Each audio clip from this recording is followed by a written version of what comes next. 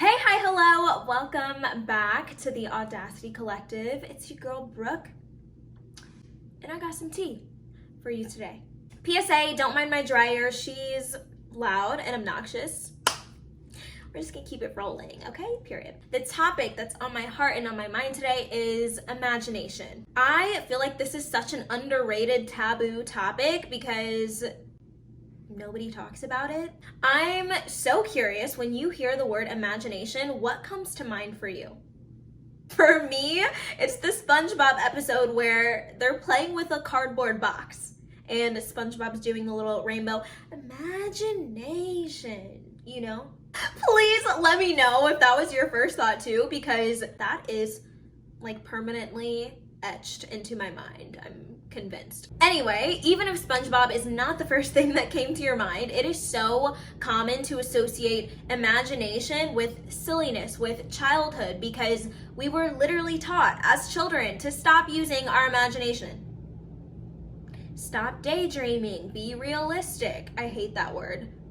Literally that word. I hate the word realistic. It does not exist in my vocabulary. Anyway, moving on. We were quite literally trained to stop using our imagination, which for a lot of us means that we also lost our ability to intentionally create. Here's the tea. Imagination is actually described in the dictionary as the act or power of forming a mental image of something not present to the senses or never before wholly perceived in reality. Semicolon, creative ability. Everything in the physical world outside of like nature existed first in someone else's mind through their imagination.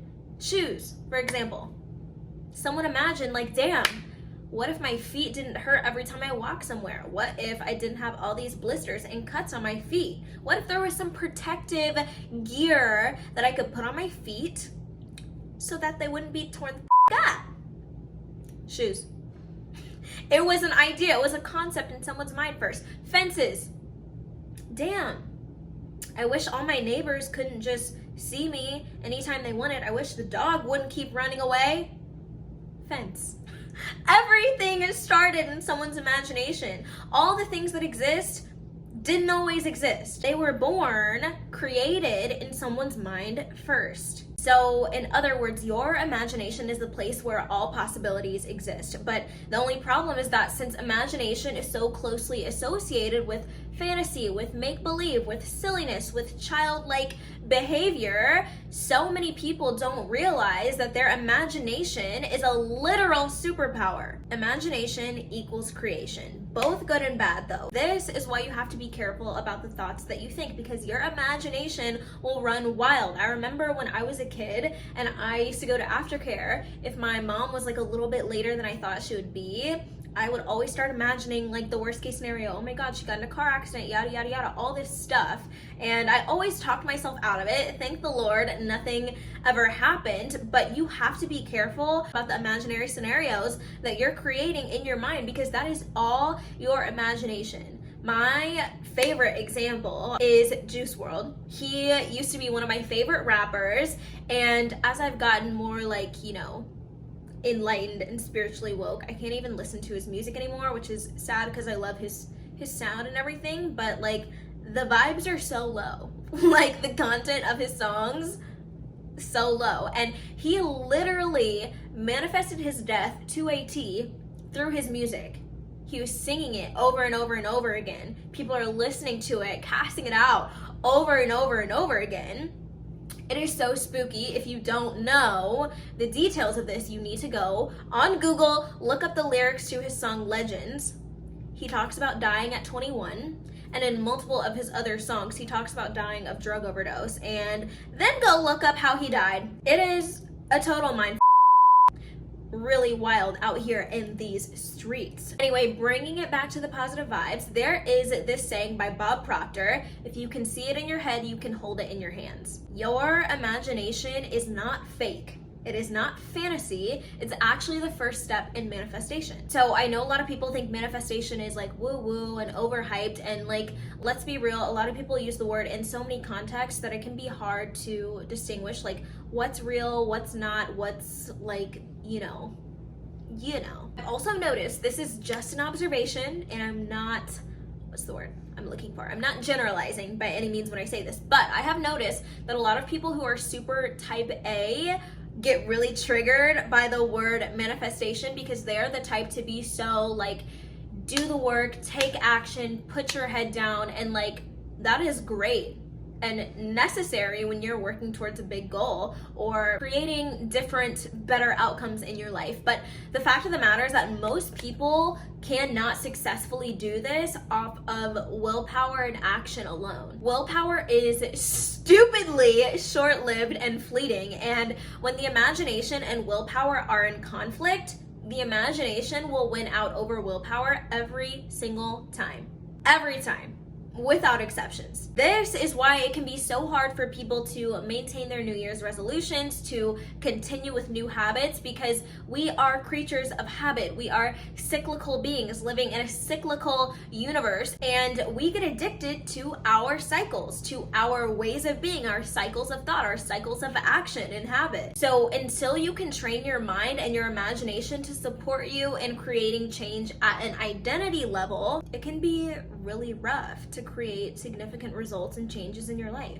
Not impossible, but it can be really tough. So I want to leave you with some tips to strengthen your imagination. The first one is journaling. I love journaling. I feel like it's such a good release. It's such a good way to like process your thoughts. But there are 3 questions specifically that I feel like it's so powerful to journal on. The first one is, what would you want if you knew the answer would be yes?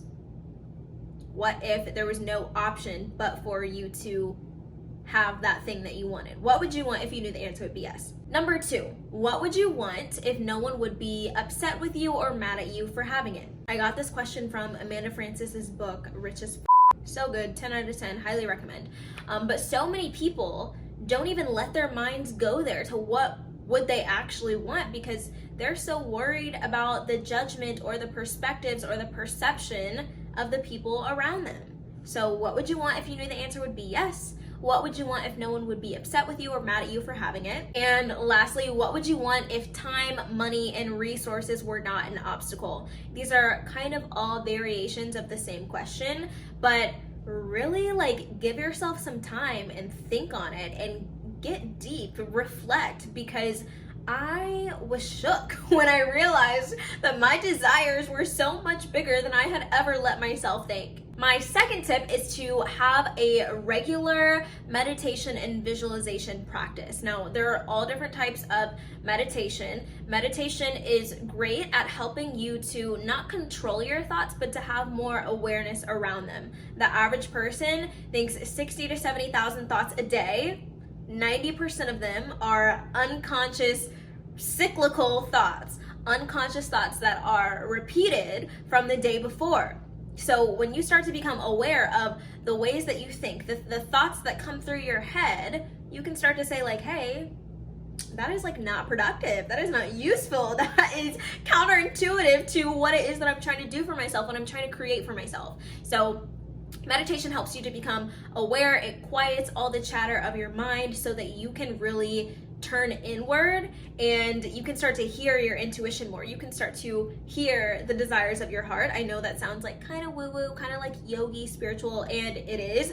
But also all this shit is true. So like take it or leave it. Do what you want with that info.